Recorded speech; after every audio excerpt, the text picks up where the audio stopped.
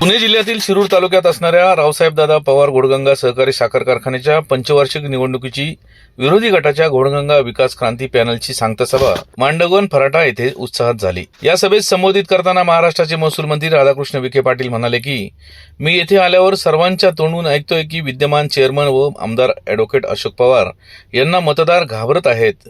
कुणी कुणाच्या दहशतीला घाबरू नका, कारण केंद्रातही सत्ता आमचीच आहे व राज्यातही आमचीच आहे। मात्र ही दहशत संपवण्यासाठी कब्बशी या चिन्हावर शिक्का मारून सर्वच उमेदवारांना निवडून देऊन एक हाती सत्ता घ्या। ही वेळ पुन्हा येणार नाही। तुमच्या पाठीशी मी व आमचे सरकार भक्कम उभे आहोत। उसाला 3000 रुपये भाव देण्यासाठी सरकारही प्रयत्न करेल, असेही विखे पाटील यावेळी म्हणाले। सभेच्या अध्यक्षस्थानावरून बोलताना शेतकरी संघटनेचे नेते बाळासाहेब घाडगे म्हणाले की सभेचे अध्यक्षस्थान शेतकरी संघटनेला दिले। सर्व शेतकरी दादा पाटील फराटे तुमच्या पाठीशी राहतील। अजिबात काळजी करू नका, सत्ता परिवर्तन नक्की होईल। या सांगता सभेत बोलताना माजी खासदार शिवाजीराव आढळराव पाटील यांनीही राष्ट्रवादीवर जोरदार निशाणा साधला। यावेळी माजी मंत्री बाळाभाऊ बेगडे, आमदार राहुल कुल, माजी आमदार शरद सोनवणे, भाजपचे जिल्हाध्यक्ष गणेश बेगडे, माजी जिल्हा परिषद अध्यक्ष प्रदीप कंद व जालिंदर कामठे, माजी जिल्हा परिषद सदस्य राहुल बाबूराव पासरणे, संघटन सरचिटणीस ॲडव्होकेट धर्मेंद्र खांडरे, भाजप तालुकाध्यक्ष प्रदीप सोनवणे, शिवसेना तालुकाध्यक्ष सुधीर फराटे, दादा पाटील घावटे, रामभाऊ सासवडे, ॲडव्होकेट सुरेश पलांडे, काका खळदकर, पंचायत समिती सदस्य डॉक्टर सुभाष पोकळे, भगवान शेळके, आबासाहेब गव्हाणे, पांडुरंग थोरात, मनसेचे महबूब सय्यद, रामभाऊ कदम, पाराजी गावडे, संजय बारवकर तसेच भाजपचे तालुका व जिल्ह्यातील नेते मंडळी बहुसंख्येने शेतकरी उपस्थित होते। यावेळी सर्व उमेदवारांचा परिचय करून देण्यात आला। याच बातमीचा प्रत्यक्ष आढावा घेतलाय आमचे विभागीय संपादक रवींद्र खुडे यांनी। पाहूयात। हम तुम्हारे साथ हैं, विखे साहेब तुम आगे बढ़ो, हम तुम्हारे साथ हैं। एवढी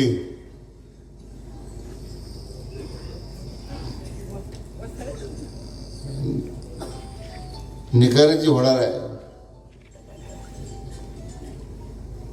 याची झाल्यानंतर मला खरं कल्पना आली आणि खरं तुमचा उत्साह पाहिल्याच्या नंतर निकाल आताच तुम्ही दिलेले असं म्हणायला हरकत नाही।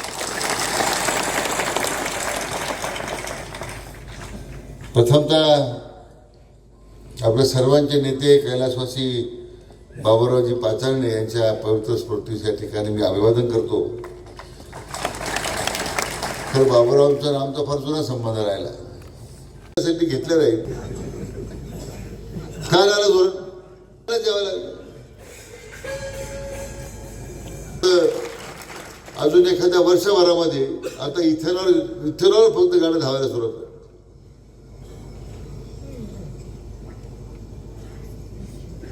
आज एवढं मोठं उपमुख्यमंत्री देवेंद्रजी फडणवीसांच्या नेतृत्वाखाली काम करत आहे। मी आपल्या खातेपूर्वक सांगतो की आता केंद्रामध्ये आपलं सरकार आहे, राज्यामध्ये आपलं सरकार आहे, कोणताही सहकारी कारखाना खाजगी होऊ द्यायचा नाही, ही आपल्या या निमित्तानं धोरण आहे। सक्षम असा नेता अमित भाईंच्या रूपाने त्या ठिकाणी गृहमंत्री म्हणून राज्याचा देशाचा कारभार पाहतात। आता सहकार मंत्री जबाबदारी त्यांच्यावर होती। सुरेश प्रभूंच्या नेतृत्वाखाली काय केले पाहिजे, कोणत्या नियमात बदल केले पाहिजे, कायद्यात काय बदल केले पाहिजे, लगेच महाराष्ट्रातल्या नेत्यांवर उठलं। त्यावेळी केंद्र सहकार हा राज्याचा विषय, इतक्या झोपा लागला तुम्हाला? कारण तुम्हाला लक्षात आलं की आता केंद्र सरकार जे नवनव धोरण आणतंय सहकार टिकवण्याचं, त्यातून आमचा डाव फसणार आहे। कोणी तुम्हाला इतक्या वर्ष थांबवलं होतं? कोणी इतक्या वर्ष केंद्रामध्ये सहकार मंत्रालयाची स्थापना करण्याबद्दल कोणी तुम्हाला थांबवलं होतं? परंतु आपल्या काळामध्ये ज्यावेळेस मी राज्यात सत्तेवर होता, तर सहकाराच्या माध्यमातून लोकांमध्ये एक दहशतवाद निर्माण केलं। मेरी सुनो नहीं तो कान काटूंगा।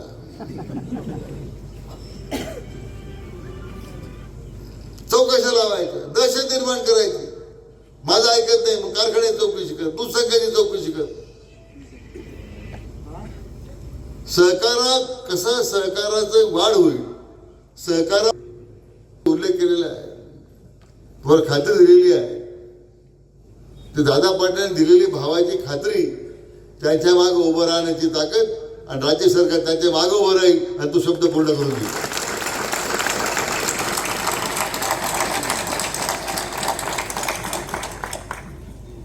कारखानदारी आता ही हळूहळू वाढ करायला लागेल. उद्या तुम्ही नेतृत्व करा, 10,000 टनी कारखाना घोडगंगा झाला पाहिजे.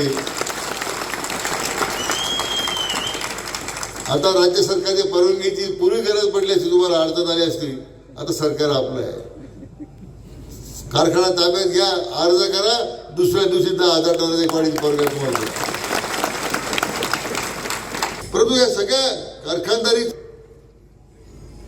रुपये इथेनॉलचे भाव वाढवले, हे सगळं पाहिल्यानंतर माझ्या भागातल्या शेतकऱ्यांना मी न्याय देऊ शकतो आणि केवळ आदरणीय मोदी साहेबांमुळं आणि देवेंद्रजींमुळे धाडस केलं असं मला त्या आमच्या आमदारांनी मला सांगितलं.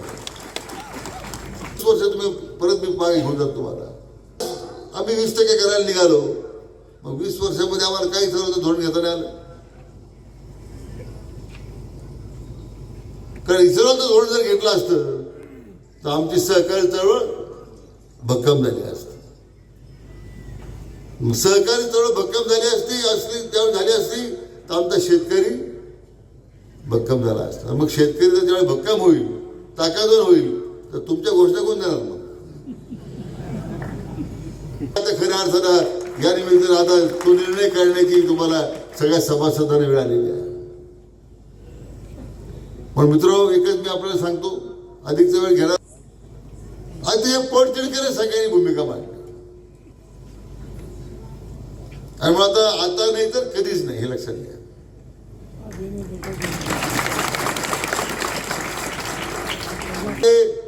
दोन मतांना पडलो आणि 4 मतं कमी पडले, असं आहे. निवडणुकीत एकच निकाल आहे, राजा नाही तर फकीर. बाकी निश्चित मग आपला चौथा आपला सगळ्या जागा आपल्यात मजा नाही घेतली पाहिजे. मग ते गावच्या पाण्यावर हॉटेलमध्ये बसून ते लय जमलं होतं, पण बाबा आता राहिलं थोडक्यात रोखलं झालं. पश्चाताप करून राजकारणात पश्चातापाला संधी निर्माण गेला तो. या निवडणुकीमध्ये ही निवडणूक आपल्या सगळ्यांच्या प्रपंचाची आहे, तुमच्या सगळ्यांच्या भविष्याची आहे. आणि यासाठी मी उभा आहे आपल्या समोर की माननीय मुख्यमंत्री एकनाथराव शिंदे साहेब आणि माननीय उपमुख्यमंत्री देवेंद्रजी फडणवीस साहेब हे जनतेच्या मनातलं सरकार राज्यामध्ये आलेलं आहे. तुमच्या कारखानदारीला कोणत्याही प्रसंगाला, कोणत्याही प्रश्नासाठी कधी तुम्हाला अडचण येणार नाही. सरकार तुमच्या मागे भक्कमपणे उभं राहील ही खात्री द्यायला हवी. मला आठवते 7 वर्षापूर्वी, जसं मगाशी दादा पाटील फराटे यांनी उल्लेख केला, 7 वर्षापूर्वी तुम्ही आम्ही सगळेजण ह्या कारखान्याच्या सत्तेमध्ये परिवर्तन व्हावं म्हणून पदयात्रा संपूर्ण तालुक्यामध्ये काढली. लोकांना आव्हान केलं की काळाची गरज ही आहे, घोडगंगामध्ये सत्ता परिवर्तन व्हायला पाहिजे. पायी दौरा झाला सगळ्या संचालक मंडळांनी, सगळ्यांनी परिस्थितीनं, पैशानं, आर्थिकनं फाटकी असलेली आमचे सगळे संचालक मंडळ उभी राहिले. कुठेतरी जनतेनं आम्हाला साथ द्यावी, आम्ही ह्या कारखान्याचं होत चाललेलं नुकसान थांबवावं. निवडणुका अनेक येतात. मी तर म्हणेल सगळ्या निवडणुका आणि कारखान्याची निवडणूक ह्याच्यामध्ये जमीन आसमानचा फरक असतो. जिल्हा परिषदेमध्ये निवडून गेलेलं एखादा सदस्य त्यांनी काम केलं नाही केलं तरी चालतं, फारसा फरक पडत नाही. एखादा माणूस लोकसभेला निवडून गेला, चुकीचा माणूस, काम नाही केलं तर काही फरक पडत नाही. आपल्याला काय फरक पडलाय?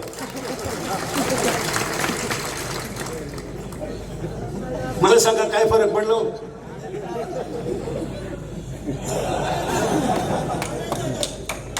पण कारखान्याच्या बाबतीत तसं नाही. कारखान्याचा विषय तुमच्या आमच्या चुलीशी आहे, तुमच्या आमच्या आयुष्याशी आहे, तुमच्या आमच्या पोटाशी संबंध आहे. तुम्ही आम्ही वर्षभर काबाड कष्ट करतो, कारखान्याला ऊस घालतो आणि अपेक्षा करतो की कारखान्यानं आम्हाला 3,000 रुपये भाव द्यावं, किमान जी FRP आहे ती वेळेवर द्यावी.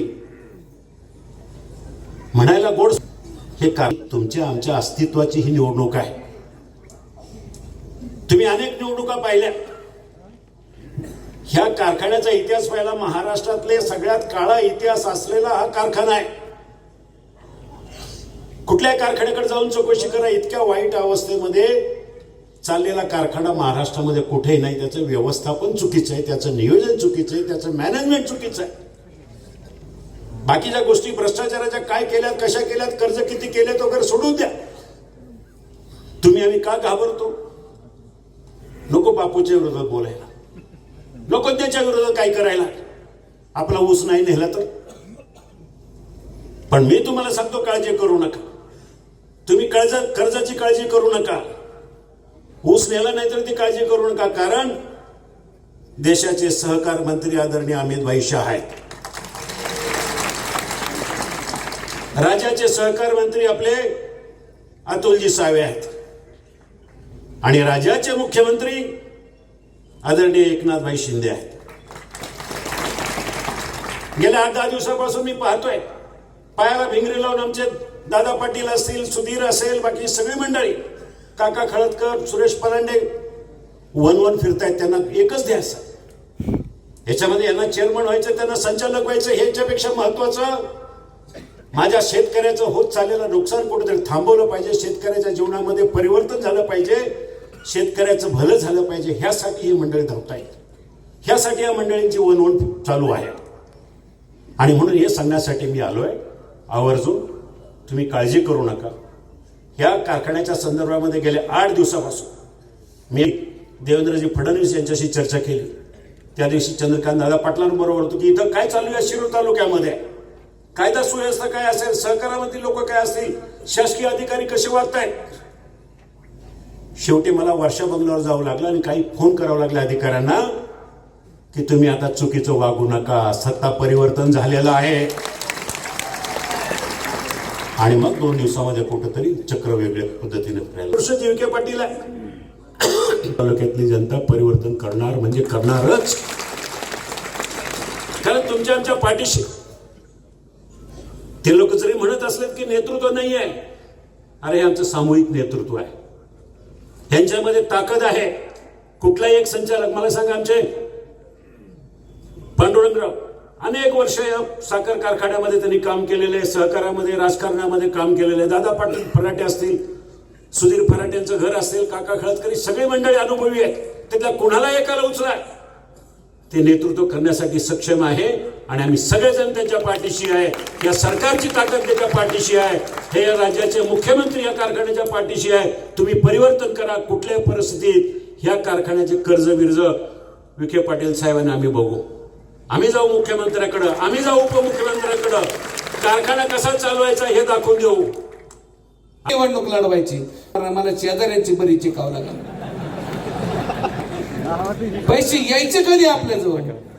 म्हणून आम्ही हा नारा पकडला, नामदार साहेब मताला नाही परंतु उसाला 3000 रुपये भाव देणारच. प्राप्त परिस्थितीची आम्ही सामना करणारे कार्यकर्ते आहेत. आम्हाला आमच्या पैशाची जाणीव आहे. सन्माननीय, पहिलं आमचं आंदोलन संपलं. आंदोलन करण्याची गरज भासणार नाही. 3000 रुपये जाहीर केलं, तिथंच आम्ही मनापासून समाधानी झालो. साधारण 400 रुपयाचा फरक. 6 लाख गाळप झालं तर 24-25 कोटी. आता पैशाचा बराच वेळा विषय झाला, पैसे देतील वगैरे सगळं. एका गाळपाचे 25 कोटी, 5 वर्षामध्ये 125 कोटी तुम्हाला गिफ्ट आहे. पैसे मागायची गरज काय? कोणाचे पैसे आहेत ते? भ्रष्टाचार किती केला, कर्ज किती झालं, सगळ्यांनी सविस्तर त्याचं विश्लेषण केलेलं आहे. त्या खोलात मी जात नाही. मंत्री माझे विरोधी पक्ष नेते आणि सन्माननीय दिलीप वळसे पाटील परवा कालच आले होते इथं. मी त्यांचा आदर करतो. दादा म्हणले नेता खूप भक्कम लागतो त्यावेळेस कारखाना चांगला चालू शकतो.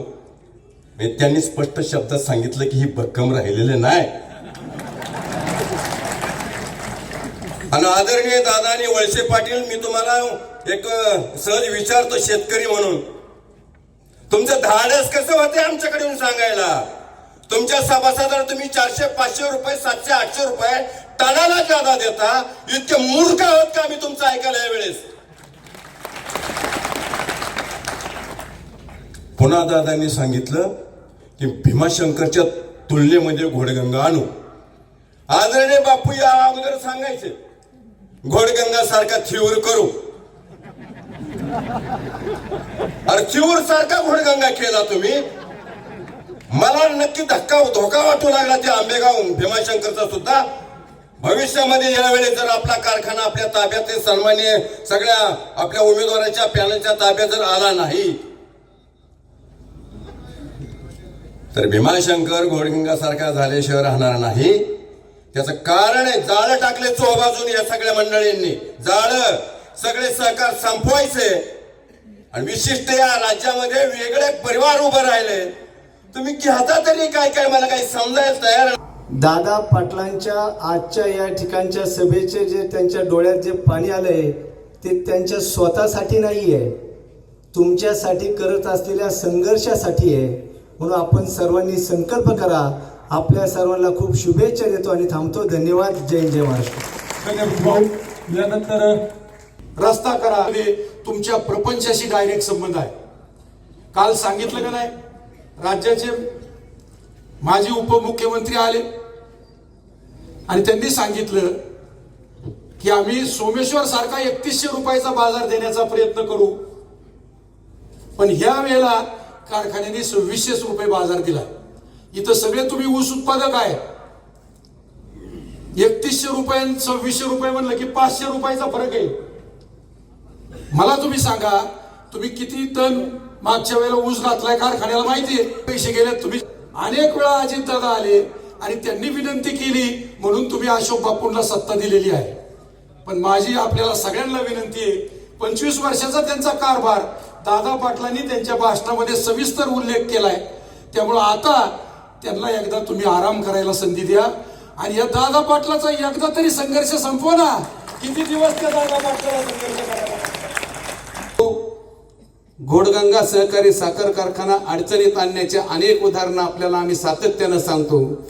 नामदार साहेबांना मला या निमित्तानं सांगायचंय, गेल्या वर्षी आम्ही 3 टप्प्यात FRP घेतली.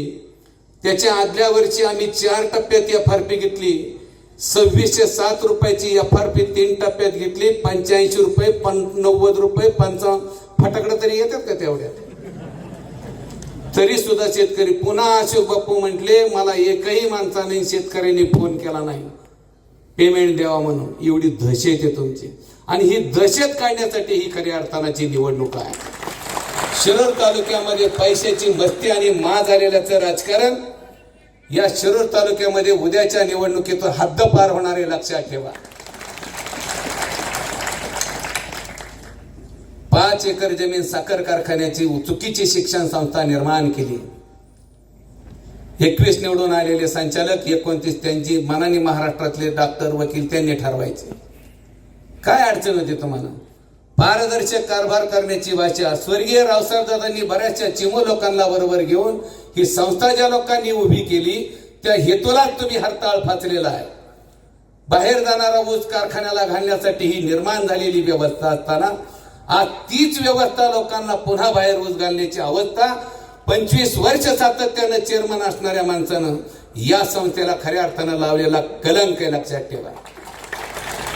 निवडणूक लढवायची मला शेजाऱ्यांची बरी चिकावं लागेल. पैसे यायचे कधी आपल्या जवळ?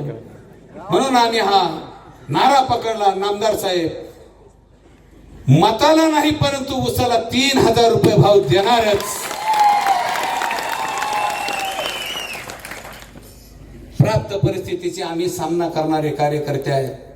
आम्हाला आमच्या पैशाची जाणीव आहे. यांना या 25 वर्षाच्या सत्तेमधून खाली उतरवण्याचा निर्धार हा आमच्या सगळ्या तालुक्यातल्या सगळ्या शेतकऱ्यांनी घेतलेला आहे. आणि त्यांची जी नेहमीची पद्धत आहे की निवडणुका ह्या लोकांची कामं करून त्या जिंकायच्या गरज नाही. त्यांचा एक वेगळा फंडा आहे. निवडणुका हा चांगला भाव देऊन जिंकायच्या गरज नाही, पण निवडणुकीमध्ये चिरीमेरी द्यायची आणि 5-10 हजार आणि त्या ठिकाणी प्रचंड असा पैशाचं वाटप करून निवडणुका जिंकायच्या, अशा प्रकारची त्यांची पद्धत आहे. ज्या वेळेला विधानसभाची निवडणूक झाला साहेब, आमच्या भीमाशंकर आणि आमचा 1 पोतं साखर तयार करण्याचा खर्च जो आहे तो आमचा होता 2240 रुपये 1 पोतं साखर तयार करण्याचा खर्च, आणि भीमाशंकरचा होता 757. 1483 रुपये आम्हाला जास्त खर्च त्या ठिकाणी येत होता. मी आपल्याला या ठिकाणी निदर्शनास आणून देईल की आमचे जे कारखान्याचे चेअरमन आहेत 25 वर्ष, आणि आमची ज्यांच्या बरोबर आता निवडणुकीमध्ये लढाई आहे त्यांनी 5 एकर जमीन त्या ठिकाणी घेतली म्हणून अपात्र ठरलेले आहेत. आणि त्यावेळचं सरकार असल्यामुळे तो निर्णय फिरवला, परंतु हायकोर्टामध्ये त्याच्यावरती आर्ग्युमेंट पूर्ण झालेल्या निकालावरती प्रकरण आहे. आणि कोणत्याही क्षणी तो निकाल येईल, तो अगोदर आला किंवा नंतर आला तरी सुद्धा, निवडून आले तरी सुद्धा ते या वेळेला डिस्क्वालिफाय झाल्याशिवाय राहणार नाहीत. मला अजून एक कारखान्यावरती बोलत असताना खूप साऱ्या गोष्टी तपशीलवार बोलता येतील, परंतु सरदार अशोक पवारांनी आम्हाला, आमच्या टीमला मीडिया समोर, जुन्या जाणत्या जाणकारांसमोर किंवा सहकारातल्या तज्ज्ञ मंडळीसमोर आम्हाला बोलवावं, आम्ही तुमचं आव्हान घ्यायला तयार आहोत असं सांगून मी माझ्या भाषणाचा शेवट करतो. जय हिंद, जय महाराष्ट्र. सांगितलं काही काम कसं द्या, पण ज्यांनी आपल्याला मदत केली, आपल्या पाठीमागं उभे राहिले, आणि शिरूर तालुक्यातील 19,500 सभासदांच्या प्रपंचाचा जो कारखाना उभा राहिला, त्यांनी नाही पण आपण सुद्धा ऋण हे मानले पाहिजे. दुसऱ्या गोष्टीचा मी उल्लेख करतो की दादा या राज्यातले एक परखड आणि स्पष्ट बोलणारे वक्ते म्हणून आपण ओळखतो, पण दादा काल खोटं का बोलले हे मलाच काही समजलं नाही. म्हणजे आम्ही नेहमी उदाहरण देतो की खोटं हे लबाड्या चादरीसारखं असतं, आणि घोडगंगेच्या भ्रष्टाचाराची चादर कदाचित दादांच्या अंगावरती टाकली असावी आणि दादांना तसं बोलावं लागलं असावं. दादांनी पहिलं सांगितलं, मी नेहमी उल्लेख करतो की नगर जिल्हा हा सहकारी साखर कारखान्याची पंढरी आहे, आणि विखे पाटील साहेबांच्या साक्षीनं बोलतो की नगर जिल्ह्यातल्या एकाही सहकारी साखर कारखान्याच्या चेअरमन किंवा अध्यक्षांनी नगर जिल्ह्यामध्ये खाजगी कारखाना काढलेला नाही, किंबहुना माझ्या तरी पाहण्यामध्ये नाही. परंतु दादांनी समर्थन केलं खाजगी साखर कारखान्यांचं, आणि त्यांनी सांगितलं की ज्यावेळेस सहकारी साखर कारखान्यांना परवाने देणे बंद झालं म्हणून या ठिकाणी खाजगी साखर कारखाने काढावे लागले. मित्रांनो, मी त्यातला एक अनुभव किंवा मी त्यातला एक भागधारक म्हणून आहे. दादा वयाने माझ्यापेक्षा लहान आहेत, परंतु अधिकाराने फार मोठे आहे. कदाचित त्यांना माहिती जास्त असेल, परंतु खाजगी कारखान्याचं ज्यावेळेस म्हणजे सहकाराचं ज्यावेळेस डिलायसनिंग केलं, कारखान्याला लायसन देण्याचं, त्यांना खाजगीतलं लायसन दिलं, परंतु सहकारी साखर कारखान्याला परवाना देण्याचं अद्यापही नाकारलेलं नाही अशी माझी माहिती. पाटील साहेब बरोबर आहे का? आणि मी स्वतः केंद्र सरकारकडून खाजगी कारखान्याच्या विरोधात इंट्रेम म्हणजे IM लायसन आणलेलं होतं. ते मला एकाने सांगितलं, वकिलांनी, का खाजगी जर असेल तर त्या ठिकाणी सहकाराची मागणी करा, सहकारी साखर कारखान्याला त्या ठिकाणी प्रथम प्राधान्य आहे. त्यामुळं सहकारी बंद झालं म्हणून खाजगी करायचं हा त्याच्या पाठीमागचा विषय नाही. मित्रांनो, विषय तिसरा आला ठिकाणी हुजरे आणि अहो, ते बापूशिवाय कारखाना कसं काय चालेल? कारखाना चालवता येईल का? अहो, रावसाहेब दादा मुख्य प्रवर्तक असताना तेव्हापासून आम्ही त्या कारखान्यामध्ये संचालक आहेत, आम्हाला अनुभव आम्ही पाहिला आहे. आणि बापू आमच्या बरोबर होता. मग बापू काय आईच्या पोटातून शिकून आला काय? बरं, बापूने बोललं तर ते आम्ही सहन करू, बापू आमच्या बरोबरच आहे.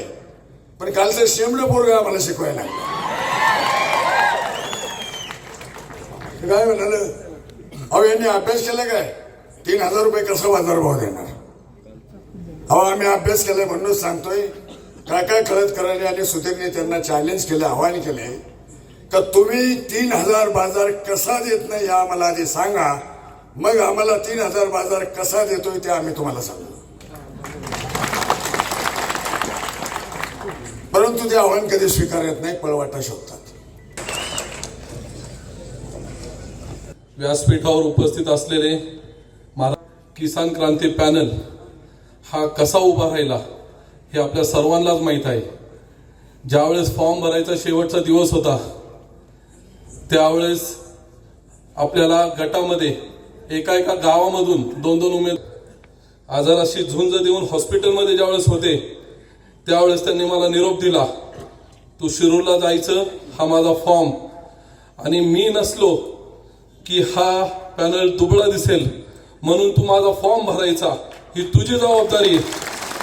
आणि ती जबाबदारी घेऊन ज्यावेळेस मी शिरूरला आलो, साहेबांचा ज्यावेळेस फॉर्म भरला, आणि आज आपल्यात साहेब जरी नसले पण साहेबांनी जो आशीर्वाद दिला होता आपल्याला, तो आशीर्वाद घेऊन आज आपण पॅनल पूर्ण करू शकलो.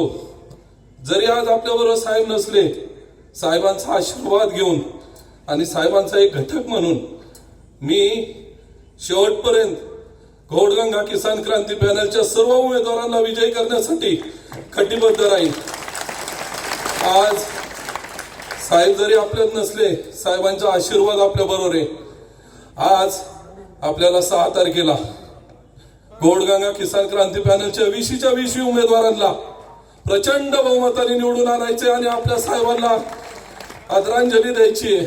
मी जास्त वेळ घेणार नाही, पण साहेबांनी जो संघर्ष आपल्या तालुक्यासाठी निर्माण केला, त्या संघर्षाची कधी ना कधी शेवट व्हावा आणि त्याची सुरुवात घोडगंगा सहकारी साखर कारखान्यापासून व्हावी, ही सर्वांना नम्रपणे विनंती करतो आणि थांबतो. धन्यवाद.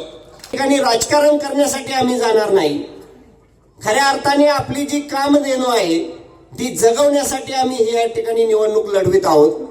या ठिकाणी सर्व मान्यवर आणि सभासद यांच्या साक्षीने मी आपल्याला एक अभिवचन देतो. या ठिकाणी आपण सत्ता दिल्यास सुधीर फराटे आगामी 5 वर्ष कोणतीही निवडणूक लढवणार नाही. फक्त घोडगंगेचा विकास आणि सभासदांचा विकास या दृष्टीने कार्यरत राहण्याचा माझा मानस आहे.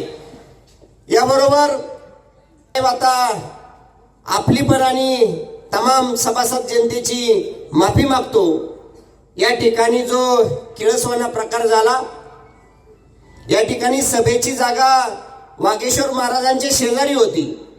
आम्ही त्या ठिकाणी सर्व नियोजन केलं होतं, परंतु त्या ठिकाणी 25 तारखेलाच एक कारखान्याचा उमेदवार जो मांडोगण फराटा गावचा रहिवासी नाही, त्याच्या नावाने सरपंच, उपसरपंच आणि ग्राम सदस्य यांना अंधारात ठेवून ग्रामसेवकाकडे एक अर्ज दिला गेला. कालची सभेची तारीख आणि आजची सभेची तारीख सुद्धा त्या ठिकाणी बुक करून ठेवण्यात आली. निश्चितपणे मी तर सांगेन, असला घाणेरडा प्रकार करणाऱ्यांना आमचे वागेश्वर महाराज निश्चित माफ करणार नाहीत. त्यानंतर दुसरा प्रकार समोरचे जो आम्ही फ्लेक्स लावलाय, हे घोडगंगा किसान क्रांती पॅनलच्या त्यांना विनम्र अभिवादन केलेलं आहे. त्यामध्ये तालुक्याचे 5 माजी आमदार आहेत, ज्यांनी खऱ्या अर्थाने घोडगंगा सहकारी साखर कारखाना 19,300 सभासदांना बरोबर घेऊन तो कारखाना उभा केला. त्या कारखान्याच्या निवडणुकीमध्ये असतील, संस्थापक असतील, कोणत्याही पक्षाचा एका पार्टीचा याचा विचार न करता सर्व दिवंगत संचालकांना अभिवादनाचा या ठिकाणी आम्ही संपूर्ण तालुक्यामध्ये त्यांना विनम्र अभिवादन केलं. आणि दुर्दैवानं रात्रीची लाईट बंद करून त्या ठिकाणी तो मान्यवरांचा, दिवंगत संचालकांचा फ्लेक्स काढण्याचं पाप या सर्व मंडळींनी केलं. त्यांचं मी या ठिकाणी निषेध करतो. त्याचबरोबर